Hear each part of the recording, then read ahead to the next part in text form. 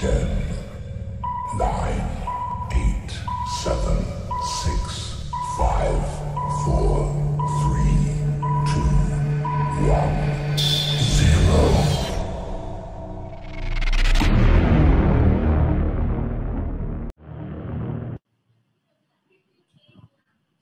0. Oke, selamat datang kembali Akang Teteh Maba. Selamat bergabung di acara talk show kita.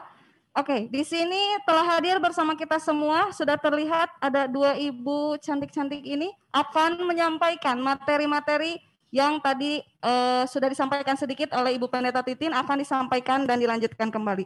Oke, akan saya perkenalkan dulu. Yang terhormat ada Ibu Pendeta Titin, selamat pagi Bu. Annyeonghaseyo, selamat Oke, pagi. dan yang terhormat, yang satu lagi nih. Oke, yang terhormat Ibu Lydia Natalia S. Nurse MS. Selamat pagi, Bu. Good morning, Good selamat pagi. morning, siap.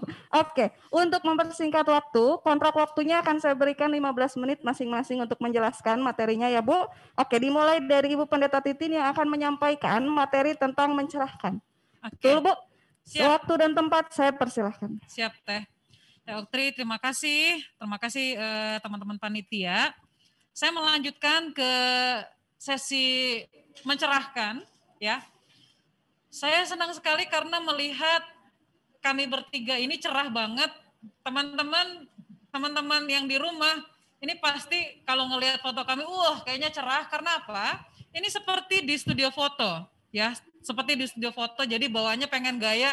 Terus kalau teman-teman tadi perhatiin ya, saya merapikan rambut karena ini layarnya gede banget. Ya, intermezzo aja. Garing banget soalnya, ya. Biar penasaran Bu, datang ke sini. Ya, teman-teman saya melanjut ke bagian ini. Dalam kamus Merriam-Webster, mencerahkan itu bahasa asingnya, bahasa Inggrisnya adalah enlightening. Artinya apa? Memberikan sebuah pemahaman, pengetahuan, ya, atau sebuah hal yang membuat orang untuk terus berpikir, itu mencerahkan, ya. Lalu mencerahkan dalam Kamus Besar Bahasa Indonesia menjadikan cerah, tidak suram, lalu ada kejernihan, sama seperti di ruangan ini terang banget gitu ya. Itu mencerahkan. Slide berikutnya. Nah, biasanya kata enlightening itu atau pencerahan itu lebih banyak ada di ilmu filsafat. Ya, mungkin teman-teman belum terlalu familiar. Nah, tapi ini ada baiknya, kenapa? Karena pencerahan itu mengartikan keluarnya kita, manusia, dari ketidakdewasaan yang ia ciptakan sendiri. Ya, ini menurut filsuf yang bernama Immanuel Kant. Gitu. Jadi keluarnya manusia dari ketidakdewasaan. Ini sederhana, tapi buat saya secara pribadi artinya berarti ketika saya tercerahkan, saya menjadi pribadi yang dewasa. Nah, lalu dalam pemahaman kita bersama, kita didorong untuk bisa saling menerangi. Artinya kita bisa beri saling masukan, kita bisa saling menasehati. Kenapa pakai ini mungkin udah nggak pernah kita pakai ya, yang namanya penerangan seperti itu. Teman-teman tahu Petromax? Masih ada yang pakai nggak sampai sekarang ini di tempat teman-teman? Masih ada yang pakai nggak? Teh Desi, Bingkel 3? Atau nggak apa-apa ya, meskipun bukan bukan berlatar belakang Sunda, saya panggil Teteh Akang aja ya, gitu ya. Tasya, di rumah Teh masih pakai Petromax nggak? Enggak Bu. Enggak ya? Oke. Sahadeunya. Oke. Unilum, Teteh Unilum. Ayo. Teh, di manakah gerangan dirimu? Karena aku melihat wajah-wajah cantik, cuma enggak ketemu nama Teteh Unilum. Oke, Teh Unilum. Oke. Kalau Petromax berarti udah jarang ya. Nah, kita lihat aja. Atau yang paling kekinian, ring light. Sok, ada yang punya di rumah? Ada. Saya mau tanya sama Teteh Akang panitia mahasiswa nih, di rumah Teh ada ring light nggak? Salah? Iya, Sela ya. Ini udah ada Teteh panitia nih. Di rumah teman-teman, tahu ring light kan? Oh, kalau Petromak nggak tahu ya. Aduh, udah nyalanggar nggak tahu. Surau, kayaknya Bu Pendeta Titin dari abad keberapa ya? Padahal itu masih bahasa Indonesia teman-teman ya, cuma jarang dipakai. Nah, Petromax pun juga meskipun itu mungkin di tempat-tempat kecil ya, di tempat-tempat terpencil barangkali masih pakai. Nah, cuma karena kekinian supaya jadi mungkin bloggers gitu ya, atau misalnya Instagram orang-orang yang aktif nge-live gitu ya. Saya rencananya juga mau beli ring light TO3 supaya lebih terang, lebih enak. Ya, teman-teman, syarat mencerahkan adalah hidup dalam terang. Nah, dalam prinsip, dalam keyakinan saya sebagai seorang Kristen, ya, dalam keyakinan saya sebagai seorang Kristen, dan saya juga meyakini teman-teman di Islam, di Hindu, Katolik, dan lainnya, kita menyadari bahwa Tuhan tidak hanya menjadi sumber cinta kasih saja, tetapi Tuhan yang menjadi sumber terang. Artinya apa? Karena tadi ada insight, ada knowledge, ya, maka knowledge, insight, dan understanding, pemahaman, kita pun menyadari dan mengimani bahwa Tuhan pun juga menjadi sumber hikmat saya, Tuhan pun menjadi sumber pengetahuan bagi saya. Oh, tapi saya kan bisa belajar banyak hal ya, Bu Lydia. Otak saya encer, oke, teman-teman. Oke, saya setuju. Tetapi ketika otak kita yang encer ini tidak digunakan dengan baik, nah, Teoktri barangkali pernah dengar ketika ada orang yang merancang membuat bom atom, bom nuklir, bukan untuk tujuan yang berdampak secara positif, dampaknya apa? Dampaknya, Bu? Hancur, Bu. Iya, kehancuran, kekacauan, kematian bukan hanya 1-2 orang, satu area, teman-teman. Karena apa? Karena kepandaian manusia yang tidak dikelola dengan baik, tujuannya untuk membuat orang lain, manusia yang lain menjadi menderita. Itu, ya. Nah, mencerahkan itu muncul dalam sikap-sikap beriman, kesetiaan, loyal ya. Lalu ada konsistensi, inspiring, ada 2 inspiring alumni kemarin, seperti itu ya. Lalu dia dapat terpercaya, ya, dia menjadi orang yang terpercaya. Kemudian dia juga menjadi orang yang punya komitmen, tulusan, kreatif, apalagi di zaman sekarang ini ya Bu ya. Kreatif itu harus bisa, ya zamannya susah nih, apalagi nge-zoom nanti kuliah bakal daring segala macam, kreatif kita. Ya buat tugas nanti dari dosen-dosen, kreatif kita. Gitu ya. Tapi bukan plagiat, hati-hati. Nah, ya, hati-hati. Kreatif bukan berarti kita mencaplok tugas orang lain, tulisan orang lain dan menjadikan, oh itu karya tulis saya. Itu dari buah pikir saya, enggak. Lalu ada inovatif dan juga unggul. Oke. Ini materi saya yang terakhir ya dari sesi mencerahkan. Dilanjut sama Ibu yang sebelah saya, Ibu Lydia. Oke, mohon. Terima kasih untuk Ibu Pendeta Titin atas pemaparannya. Dilanjut ya Bu, oleh Ibu Lydia Natalia, saya persilahkan. Oke, baik ya, saya akan melanjutkan. Jadi tadi, apa sih NHKM3? Itu adalah nilai hidup Kristiani, mengasihi, mencerahkan, dan melayani. Tadi sudah tentang mengasihi, mencerahkan. Nah, satu lagi kita akan tentang melayani. Jadi sebetulnya ketiga hal ini adalah satu kesatuan, ya, satu kesatuan tidak dapat dipisahkan. Jadi kita sebagai nanti lulusan dari Stikas Immanuel, kita harus punya 3 karakter tersebut, ya. Apapun kita, agama kita, apapun itu, suku kita, bangsa kita, ya, kita harus tetap punya karakter yang tadi itu, karakter unggul, ya. Unggulnya itu ya tadi mengasihi, mencerahkan, melayani.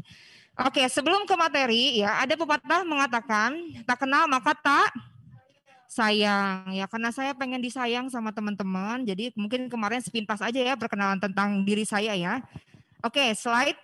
Nah, ini adalah saya, nama saya Lydia Natalia. Ini adalah saya ketika saya sedang alay ya, bersama dengan mantan pacar saya. Iya, Bu. Ya, jadi saya juga bisa alay loh, saya juga manusia ya. Ini mantan pacar saya, ini ketika kita masih zaman alay. Slide. Nah, ini kemudian sekarang adalah yang menjadi teman hidup saya ya. Ini.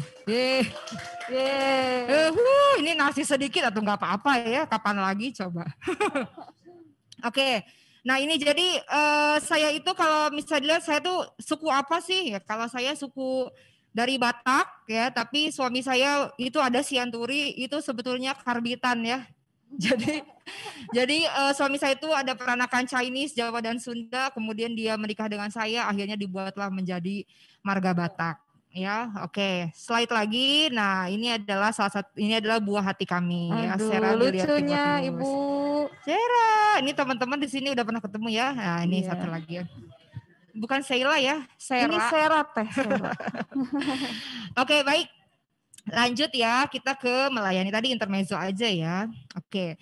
Jadi kalau saya kebetulan kan adalah seorang perawat ya. Jadi saya mengambil filosofi melayani itu dari apa ya, bisa dibilang ibunya perawat ya. Belum ke Watt.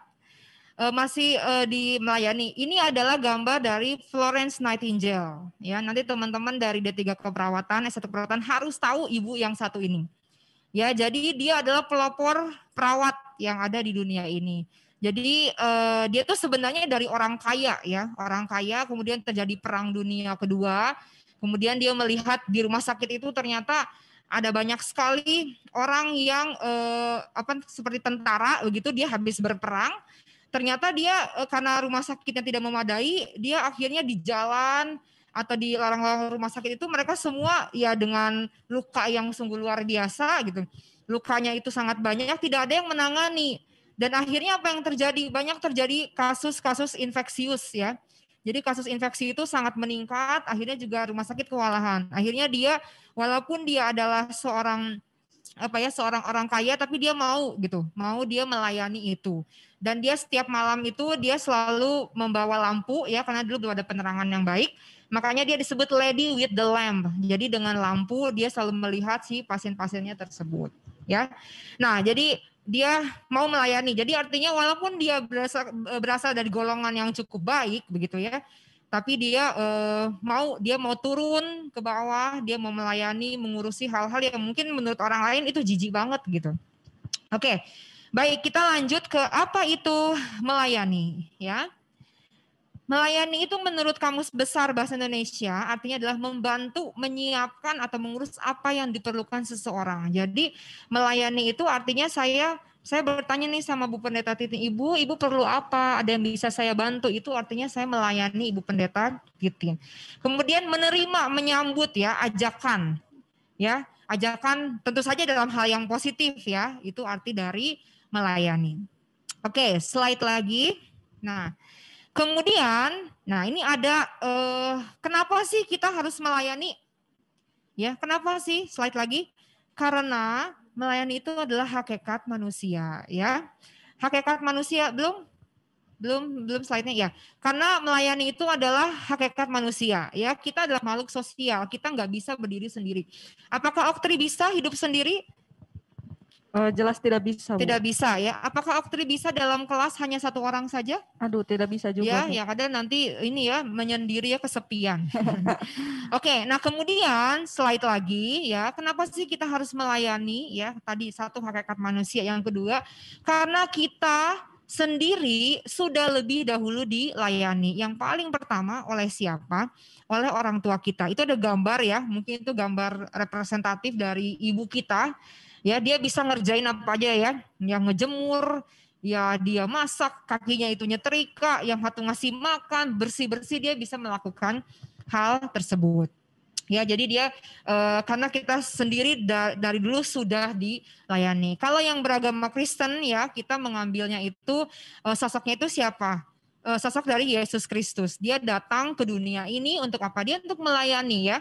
Dia untuk melayani sesama. Dia memberikan bantuan, dia memberikan mukjizat dan lain sebagainya itu ya. Oke, slide lagi. Nah, ini ada quotes ya.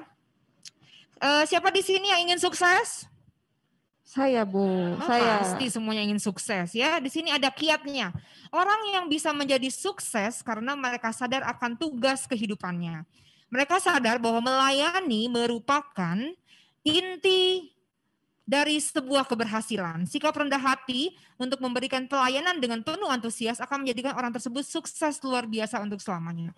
Jadi kalau mau sukses gimana? Melayani. Ya, jangan hanya kita maunya dilayani. Datang ke rumah orang, bertamu, ya misalnya, atau kita kemana aja pengennya pokoknya orang ngelayanin saya lah. Apa salahnya sih kita datang ke rumah orang, misalnya ada yang bisa saya bantu, jadi kebalik ya. Misalnya ketika siang yang kita datangi itu ternyata dia terlihat sibuk, ada yang bisa saya bantu. Atau konteksnya kalau teman-teman kuliah mungkin ya. Kalau kuliah kelihatan temennya kayaknya pusing dengan tugasnya. Atau mungkin sekarang aja ada tugas yang tidak dimengerti gitu. Aduh saya kayaknya nggak ngerti. Kalau teman punya jiwa melayani pasti bertanya, apa yang bisa saya bantu? Kamu nggak ngertinya di bagian apa? Oh saya nggak ngerti tugas dari teoktri bla bla bla. Kemudian kita jelaskan. Oke, slide lagi. Ya, kalau di kita ya iman Kristiani kita belajarnya itu lagi dari Rasul Petrus ya. Di sini ada quotes lagi, bukan quotes ya. Jadi dia tuh punya kata-kata seperti ini. Layanilah seorang akan yang lain sesuai dengan karunia yang telah diperoleh tiap-tiap orang sebagai pengurus yang baik dari kasih karunia Allah. Jadi setiap kita, next lagi boleh, ada beberapa gambar animasi. Setiap kita punya karunia. Ya, pasti kita punya karunia. Contoh, teoktri karunianya apa? Atau karunia itu talenta atau kemampuan ya. Kemampuan, teoktri punya kemampuannya apa? Kemampuan Terus saya, lagi? Ya. Kemampuan saya mungkin Bu, saya bisa berbicara depan banyak orang. Nah, Bu. bisa berbicara depan banyak orang. Makanya kepilih jadi ketua BEM. Aduh. Ya, terpilih sebagai ketua BEM menampung aspirasi mahasiswa, menyampaikan kepada pimpinan, menjadi perpanjangan tangan, itu adalah karunianya. Ya, misalnya Ibu Pendeta Titin karunianya atau dia kemampuannya apa? Misalnya dia bisa berkhotbah dan lain sebagainya, makanya jadi pendeta. Kemampuan saya apa? Misalnya saya bisa bernyanyi. Oh, kalau teman saya ada yang stres atau gimana, udah sama saya dinyanyiin lagu, asal jangan fals ya. Nanti tambah ini. Itu ya. Kemudian kapan? Slide lagi. Ya. Ya, di sini ada lagi quotes lagi. Ingin sukses. Sikap rendah hati untuk memberikan pelayanan dengan penuh antusias akan menjadikan orang tersebut sukses luar biasa untuk selamanya. Tadi melayani itu ada syaratnya. Yang pertama dia rendah hati dan antusias. Jadi kita nggak bisa melayani itu tapi pengen dilihat sama orang. Saya mau misalnya kayak gini, misalnya Oktri nih datang, sengaja dia, Bu ada yang bisa saya bantu? Bu apa padahal karena apa? Karena dia pengen supaya nilainya bagus. Ya harus dengan rendah hati, memang dia harus tulus. Ya, kemudian dia harus antusias, ya, harus antusias juga. Oke, slide lagi. Kapan itu dilakukan? Mulai dari kita bangun tidur sampai kita tidur lagi. Jadi kapan? Setiap saat kita harus bisa melayani orang lain. Oke, slide lagi. Where? Di mana kita melakukan pelayanan itu? Melayani orang di mana-mana. Ya, dimanapun, kapanpun, apa yang bisa kita lihat, contoh aja. Nanti kalau kalian main ke Stikas Immanuel melihat ada sampah, terus kalian melewati itu, kalau kita punya hati melayani, rendah hati kan tadi, berarti artinya apa? Saya anak orang kaya, saya anak presiden, saya anak misalnya ketua RT gitu ya. Tapi saya mau ngambil sampah tersebut, saya buang ke tempat sampah, itu hal kecil. Oke, slide lagi. Nah ini warning ya. Pelayanan tidak mungkin dapat dilakukan saat dalam hati masih ada energi kebencian. Ya, jadi kalau udah kita benci, ya misalnya contoh saya nggak suka sama Oktri, pasti kalau Oktri minta tolong nggak akan dilakukan. Jadi tidak bisa ya. Pelayanan hanya dapat diberikan saat di dalam hati hanya ada energi cinta, tadi kasih, mengasihi, ya ikhlas tulus baru kita bisa melayani. Jadi syarat melayani apa? Mengasihi. Ya, oke. Nah, ini ya pelayanan tadi ya dilakukan, slide lagi. Pelayanan atau melayani dilakukan tadi dengan antusias ya. Jadi kita bukan dari hatinya tuh bersungut-sungut dan 100% ya. Next, pelayanan itu memberi kekuatan untuk menyentuh hati dan mempengaruhi orang-orang yang Anda layani ya. Jadi siapa tahu ternyata ada orang yang misalnya ternyata dia lagi bete, sedih, apa segala macam, ketika kita melayani, ketika kita membantu dia, otomatis dia akan tersentuh. Mungkin tadinya dia nggak suka sama kita. Ya mungkin tadinya dia benci sama kita, tapi ketika kita melayani dia, apa kebutuhan dia, bisa jadi kita malah jadi berteman. Oke, ini ada indikator umum, slide. Ada indikator umum melayani ya. Kita melayani itu bisa kolaboratif, kooperatif, komunikasi, ya, memberdayakan, bertanggung jawab, gesit, rajin, berinisiatif, efektif, efisien, dan juga rela berkorban, ya. Jadi itu adalah indikator umum. Nanti silakan teman-teman bisa baca ya. Saya rasa kalau setiap orang bisa saling melayani satu sama lain, nggak ada tuh yang namanya permusuhan. Nggak ada yang namanya hal-hal kebencian di dalam dunia ini. Kayaknya asik banget ya, saling membantu satu sama lain. Oke, waktu saya berapa menit lagi? 2 menit lagi, Bu. Oke, slide. Nah, ini ada Nick Fujisik. Bener ya? Nick Fujisik ya. Do your best and God will do the rest ya. Jadi ketika kalian melayani orang, jangan dilihat saya mau mendapatkan apa. Semua balasan itu datangnya dari Tuhan. Lihat Nick ya. Tahu kan Nick ya? Tahu orang ini ya, dia nggak punya tangan, nggak punya kaki, dia punya karunia, dia punya talenta apa? Talenta dia berbicara, memberikan motivasi, inspirasi. Sekarang apa? Dia jadi orang kaya loh. Dia punya istri, punya anak, punya istri dan anaknya normal semuanya, punya kaki, punya tangan. Karena apa? Tuhan yang bertindak, Tuhan yang memberikan balasan kepada orang tersebut. Oke, nah kalau kita lalai melakukan pelayanan, slide. Nah kalau kita misalnya, apa yang terjadi kalau kita lalai melakukan pelayanan? Hidup tanpa arah, egois, dan hanya minta dilayani. Jadi kita nggak tahu tujuan kita kemana, kita disebut orang yang egois kalau kita hanya minta dilayani saja. Tidak terbiasa melayani orang lain dengan sukacita, maka juga tidak akan pernah mendapatkan pelayanan yang penuh perhatian dalam kekuatan sukacita dari orang lain. Ya, jadi ini hukum tabur tuai ya. Apa yang kita tabur itu yang akan kita tuai. Kalau kita menanamnya adalah kebencian, pasti tumbuhnya kebencian ya. Kalau kita menanamkan sukacita, menanamkan pelayanan, maka kita akan banyak sekali dibantu oleh orang lain. Percaya deh, orang yang suka membantu orang, entah kenapa tiba-tiba di suatu saat ketika dia membutuhkan, ada aja pertolongan. Ya. Apa yang Anda berikan, slide, apa yang Anda berikan akan kembali pada Anda. Bila Anda malas melayani kehidupan dengan tulus dan ikhlas, maka kehidupan pun akan malas melayani Anda dengan tulus dan ikhlas. Tadi ya, hukum tabur tuai. Nggak pernah ngebantu orang, jangan harap mau dibantu sama orang. Ya, ketika saya ada temen nanya, misalnya, gimana sih ini Bu, ini teh gimana tugas dari dosen teh saya nggak ngerti, kerjain aja sendiri. Suatu saat ternyata kita tidak mengerti. Kemudian ini kira-kira gimana gantian? Kamu kan dulu kan nggak mau ngebantuin saya, ya udah kerjain aja sendiri. Nah itu yang akan terjadi. Ya, pelayanan hanya dapat slide, pelayanan hanya dapat diberikan tadi ya. Jadi syarat melayani itu tadi rendah hati, kreatif, peduli, memiliki cinta tanpa batas. Oke, ini slide paling terakhir. Ya, saya punya quotes terakhir, slide. Nah ini ya. Good leaders must first become good servants. Kalau mau jadi pemimpin yang baik harus menjadi pelayan yang baik terlebih dahulu. Ya, itu dari saya. Terima kasih. Oke, terima kasih untuk Ibu Pendeta Titin dan Ibu Lydia. Wah, menarik sekali. Menarik sekali ya materinya. Oke, akan dibuka sesi pertanyaan. Mungkin pertanyaannya 1 sampai 2 pertanyaan. Oke, akan saya pilih di kolom komentar. Oke, dari Bingkau 7 atas nama Belani. Yang mana? Oke, Akang bisa ditunjukkan, Akang.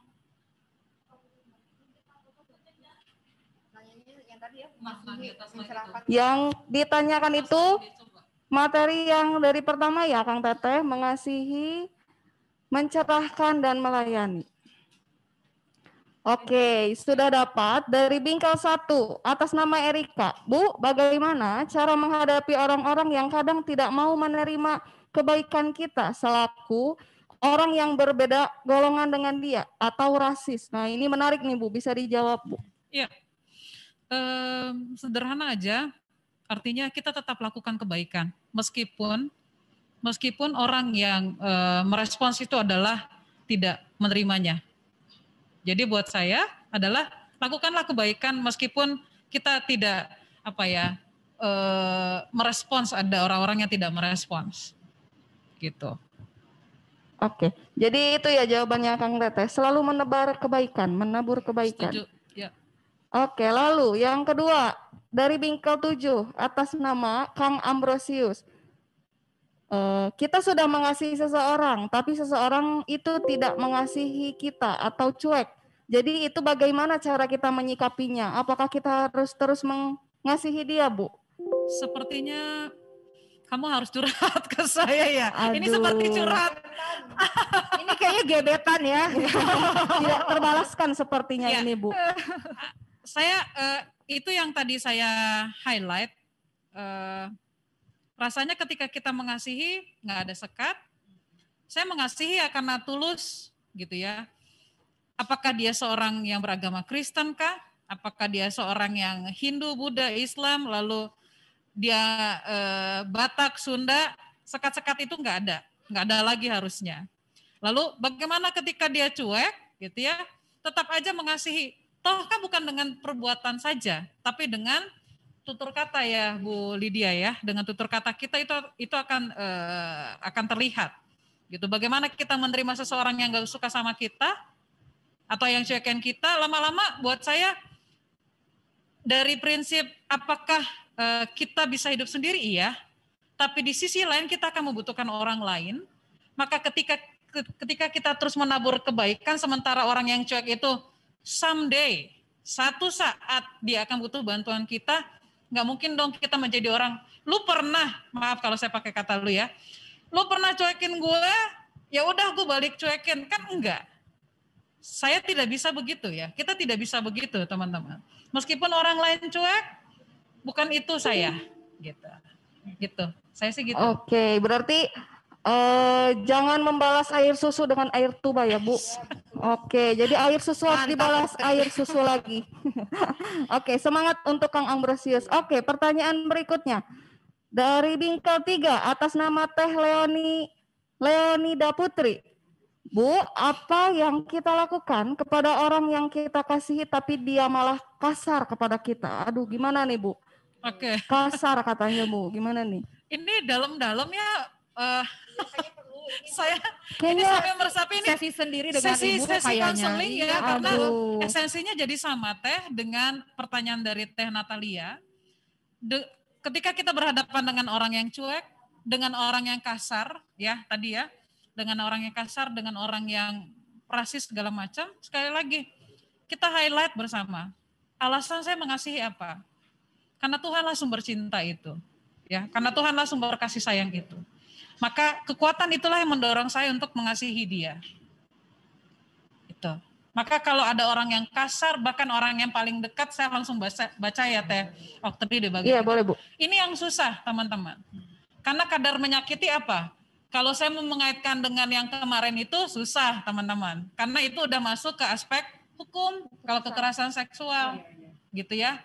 Karena buat saya, oh berarti kan, tapi kan kita mengenal, kita memahami tentang forgiveness, memaafkan, mengampuni. Saya bilang tunggu dulu, kalau sampai ada trauma, ini harus ada percakapan lanjutan buat saya itu. Menyakitinya sampai kadar mana, gitu ya. Apakah menyinggung, tapi kalau bicara tentang bully, orang bisa sampai stres loh teman-teman. Ya, kok kamu gendutan? Kok kamu jerawatan, kok kamu begini, kalau setiap hari itu didengar, kebayang teman-teman. Terngiang-ngiang terus ya, itu Banget, kan Bu. nempel di Iya, otak terus. iya. Jadi menyakiti itu kita lihat kadarnya kayak gimana ya. Apakah sampai menyisakan luka, ya luka batin gitu ya, dan seterusnya. Oke, itu cukup jelas sekali ya, Kang Teteh. Dijawab oleh Ibu Pendeta. Oke. Yang pertanyaan untuk mencerahkan nih, ada nggak buat Ibu Lydia? Mencerahkan Ibu Pendeta. Melayani, salah Bu, mohon maaf. One new message. Coba. Oke, bisa ditunjuk, Akang bisa di... Yang paling bawah kayaknya ada yang baru masuk ya itu ya. Oke. Oke. Oh. Saya akan bacakan dari bingkai 2 atas nama Teh Akang Reihan. Oke. Oke, Bagaimana pandangan Ibu terhadap orang toksik, Bu? Dan bagaimana cara menghadapinya? Gimana nih, Bu, orang toksik, Bu? Toksiknya, maksudnya toksik itu, kalau toksik itu kan racun ya? Iya, Bu. Jadi kayaknya sekelilingnya tidak baik nih, Bu, lingkungannya nih, Bu. Oke. Sebetulnya gini ya, nanti Ibu boleh menambahkan ya, Bu. Boleh. Jadi kalau ya itu tadi, kalau pergaulan yang baik itu akan membuat kita menjadi baik juga. Iya, betul. Tapi kalau pergaulan yang buruk itu juga akan membawa kita ke hal yang buruk. Jadi kalau menurut pendapat saya ya, ketika ada orang-orang di sekitar kita sudah tidak bisa mendukung, ya, membuat kita menjadi hal yang negatif atau toksik tadi ya, meracuni kita terus. Kalau saya pasti akan pertama tadi, karena kita mengasihi orang tersebut, maka kita memberikan pencerahan. Yang dia lakukan itu adalah tidak baik. Kita menjelaskan. Kemudian biasanya orang-orang yang seperti itu dia punya masa lalu yang tidak baik biasanya. Dia punya masalah-masalah ya itu yang kaitannya dengan psikologisnya dia lah, mungkin dari keluarga, teman dan lain sebagainya. Maka saya akan melayani dia dengan cara apa? Saya akan bertanya, "Kenapa kamu? Ya, apa yang bisa saya bantu? Kamu mau curhat apa?" Jadi kita melayani dia. Tetapi ketika orang tersebut sudah kita lakukan hal-hal tersebut dan ternyata tidak mau lagi, ingat kita sebagai seseorang nggak boleh memaksa. Yang penting kita sudah melakukan bagian kita sudah mengasihi, mencerahkan dan melayani. Kalau lingkungan tersebut bisa mempengaruhi saya akan keluar dari lingkungan tersebut. Yang penting saya sudah melakukan bagian saya. Mungkin tambahan dari Ibu? Ya. Oke. Saya sepakat dengan yang disampaikan oleh Bu Lydia. Semakin kita dewasa, kalau teman-teman punya Facebook kayaknya seneng banget ya, banyak friend request. Atau misalnya di Instagram teman-teman seneng banyak followers, padahal kan di situ mungkin ada yang isinya dagangan. Ini bukan bermaksud merendahkan, melemahkan buat yang dagang online. Coba aja perhatiin seleb-seleb, banyak diikuti sama siapa? Ya kan? Toto komen iklan pelangsing, Toto komen iklan memutihkan, mencerahkan. Pemutih itu banyak. Sep. Ya. Nah, balik ke situ, sehingga kalau bicara tentang yang dibilang Bu Lydia tadi, ini lebih ke community ya. Lalu gimana ketika toxic itu saya mau kaitkan dengan toxic relationship. Ya. Jika kita punya pacar, jika kita punya kekasih gitu ya, sekian lama gitu, kasar sama kita, lo buat apa? Saya mau memahami karakter dia, ya, kelebihan dan kekurangan, tapi kalau kasar setiap hari, kata-katanya merendahkan, buat apa dijalani relationship yang kayak gitu? Itu menjadi racun buat kita, lalu kita bilang, enggak, aku masih sayang sama kamu, betul. Tapi sayang yang kayak gimana kalau ada kekasih kita, mau perempuan atau laki-laki yang justru merendahkan kita, yang tidak yang justru merendahkan martabat kita, gitu ya.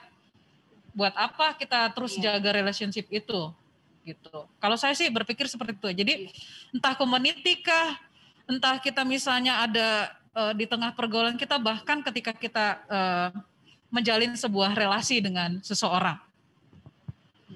Oke, baik. Itu pertanyaannya sudah cukup jelas ya.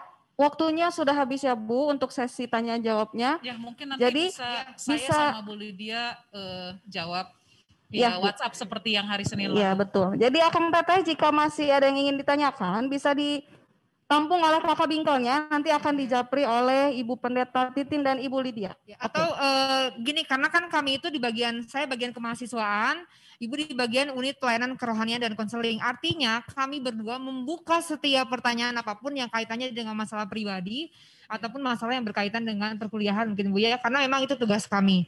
Jadi silakan, mungkin kalian boleh ditampung melalui kakak bingkel masing-masing, atau kalau langsung ke kita boleh. Boleh. Ya, boleh. Langsung saja, misalnya kan ada WhatsApp, di WhatsApp itu ada nomor saya dan yang nomor grup Ibu. Besar itu, grup besar. Ya. Silakan hubungi kami, tapi tolong ya di jam kantor ya, jam 7:30 sampai jam 16:30. Selebih dari itu, punten, saya punya keluarga. Kalau saya masih bisa. Oh, Ibu masih bisa. Oke, siap. Jadi ini tangguh Ibu. Iya, Akang Teteh jadi dibuka peluang besar nih Akang Teteh jika ingin. Di sini. Aduh. Ini Bu, follow Facebook, IG. Teman-teman kami punya IG. Nanti diketik aja di situ. Aduh, ibu-ibu ini promosi ya, harusnya banyak. Nanti kalau udah banyak langsung jualan online. Aduh, ibu. Cari aja Titin M. Gultom.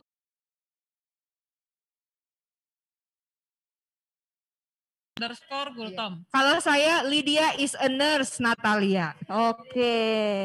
Iya. Tuh lagi diketik oleh Kang David. Oke. Untuk talk show pada siang ini mungkin sudah dicukupkan sekian ya ibu-ibu. Oke, untuk mengingat waktu juga. Oke, terima kasih banyak untuk kehadirannya. Nah, ini yang akan lebih menarik lagi, akan ada role play yang akan dimainkan oleh Kakang Teteh Panitia. Penasaran kan? Oke. Jangan kemana-mana, tetap bergabung dalam Zoom. Terima kasih, Bu.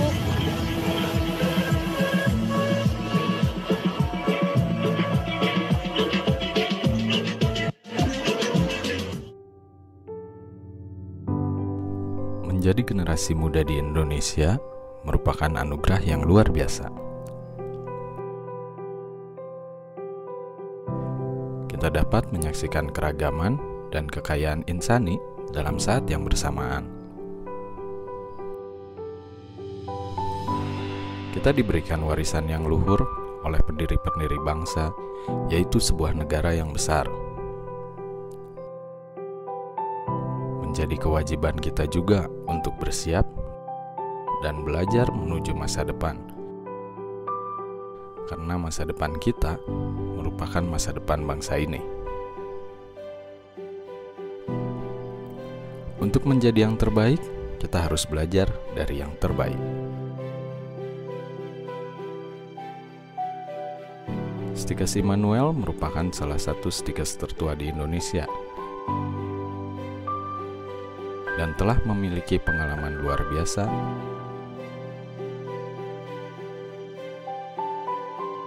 dalam melahirkan banyak tenaga dan ahli kesehatan di Indonesia.